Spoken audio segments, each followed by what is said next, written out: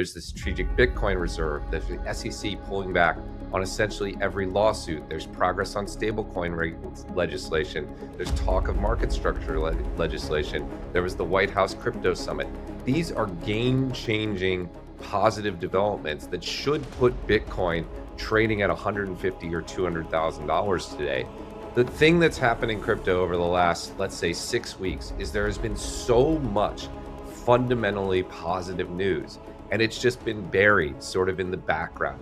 We've caused ourselves to ignore it. You have the ETFs, which I continue to think will have strong net flows this year. You have companies. We saw MicroStrategy buying more Bitcoin.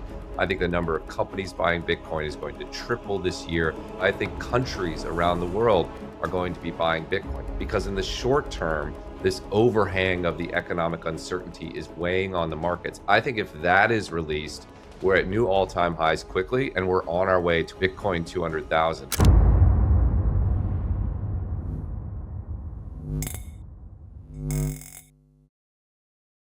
Today we have asset manager and Bitcoin bull Matt Hougan, giving his Bitcoin and crypto prediction for the coming months and what we can expect in 2025. He recently shared his take on the current economic uncertainty. With tariffs and recession fears creating market volatility, Hougan suggests that a major market rally is on the horizon, and that's where Bitcoin comes in. Bitcoin has been trading more like a risk asset lately, meaning if the market recovers, Bitcoin is expected to surge alongside it. But the uncertainty is key here. If the market remains stuck in limbo, Bitcoin could face short-term pressure. Bitcoin's price currently sits just over 87,100, up over 8% in the past month. Hougan points out that markets have historically bottomed before major events resolve, so we could see a sharp recovery in the next week. The bottom line, Bitcoin's next big move depends on how this plays out, and Hougan maintains a bullish price prediction in 2025. Let's get right into the latest interview with Matt Hougan, as he gives his market prediction for the days and weeks ahead. We've been crying recession for 10 years and it's never arrived. The reason it's never arrived is every time there's a little wrinkle in the economy, the government steps in with stimulus, with reduced rates, with other ways of monetary support. We've sort of become allergic to any economic pullback, which is a natural part of the economic cycle. I've said before that I think the government has outlawed recessions.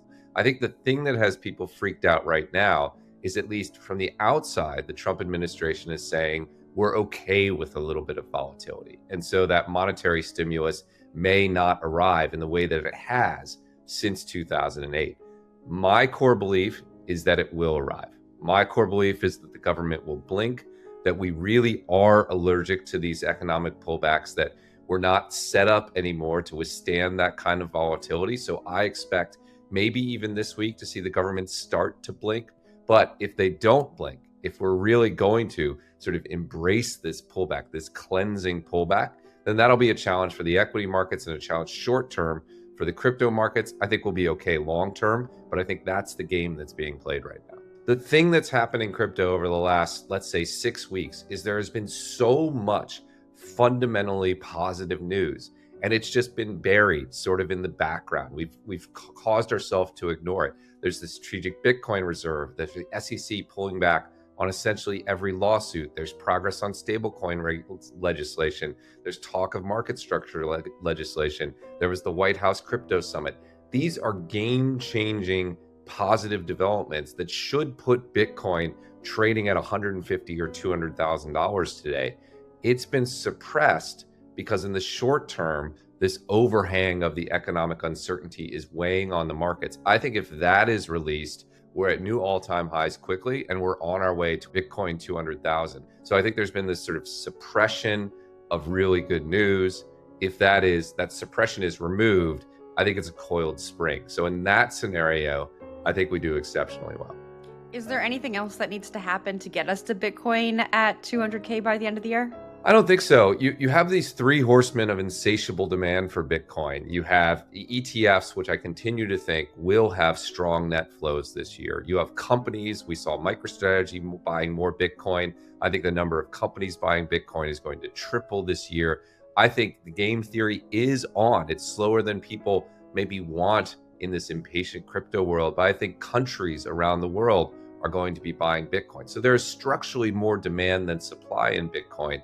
I think all we need is to release this sort of economic gloom that's hanging over us. If we do that, I think it's straight to the races. I think it's going to be more market uncertainty. You could see Bitcoin go back to, 72,000 to its previous all-time highs. I don't think there's downside really below that. I think there's a great deal of support right there.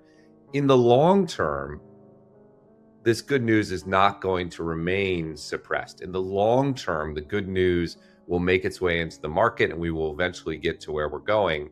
But yeah, if government officials hold the line that they're okay with economic volatility, they're okay with a short-term significant pullback in the economy, that they're not going to come to the rescue with at least more relaxed monetary or fiscal policies, then I think, volatility, we're going to chop sideways. We're all going to be frustrated.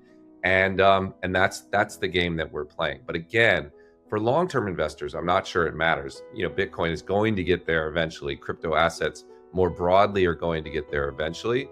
But whether it's like a very exciting spring or a very frustrating spring in the negative scenario, look, I think we could chop sideways back to all-time highs. I think previous all-time highs when we were at like 72. We saw us trade there from about March through November. I think there's a reasonable amount of support there. I'd be surprised if we went much lower than that, but who knows? It depends on how stiff the government is in refusing to respond to this economic uncertainty. But again, I go back to this core point, which there's this structural mismatch between demand and supply. The Bitcoin network is only producing 165,000 Bitcoin per year. Last year, the ETFs bought 500,000.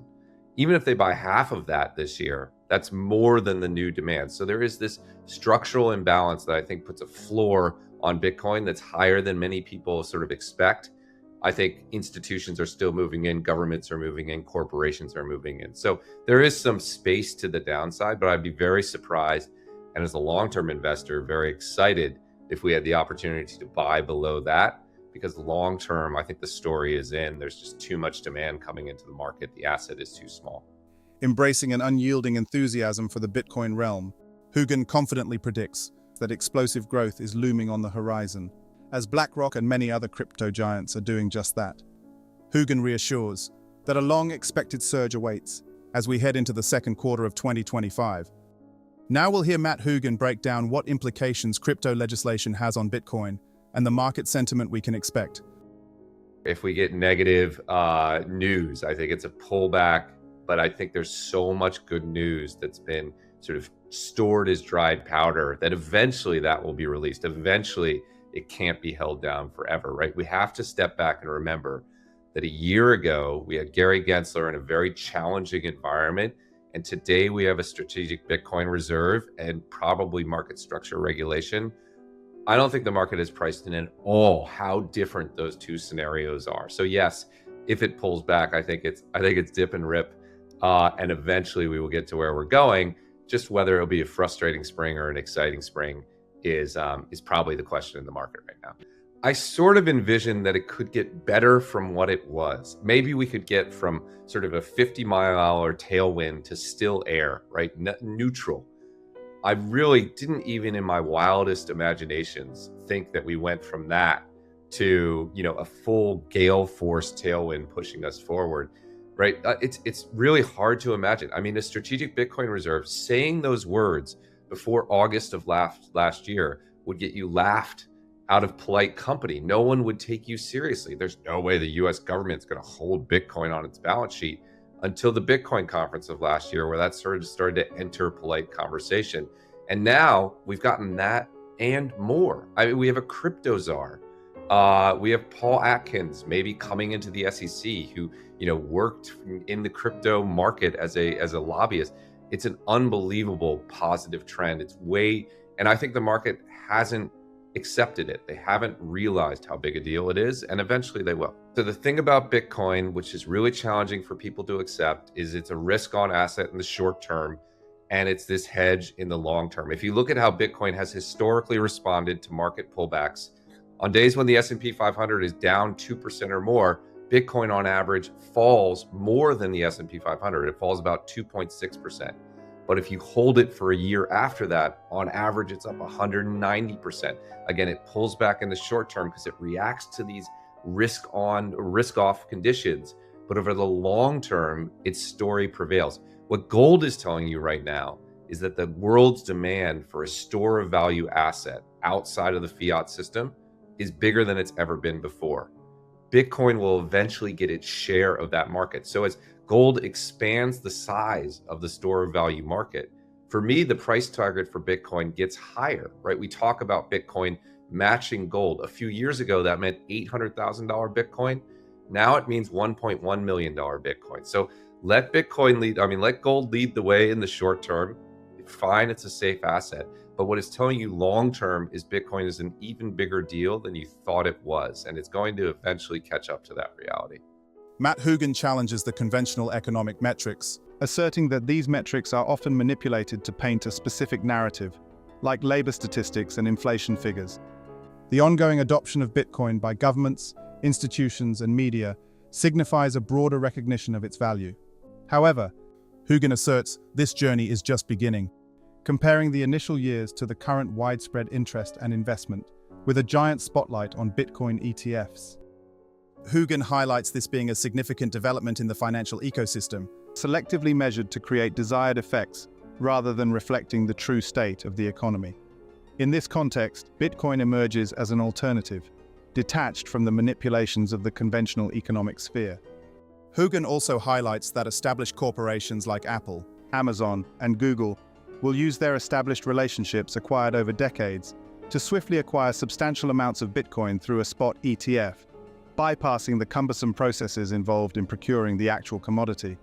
This disparity underscores the transformative power of cryptocurrencies in traditional financial institutions. Michael Saylor underscores the importance of embracing digital currencies as the economic landscape is changing rapidly, and urges investors to leverage Bitcoin's potential to secure a more prosperous financial future. What do you think about the latest interview with Matt Hougan? And how do you think Bitcoin's trajectory in the coming months will impact the crypto market and the world of investing?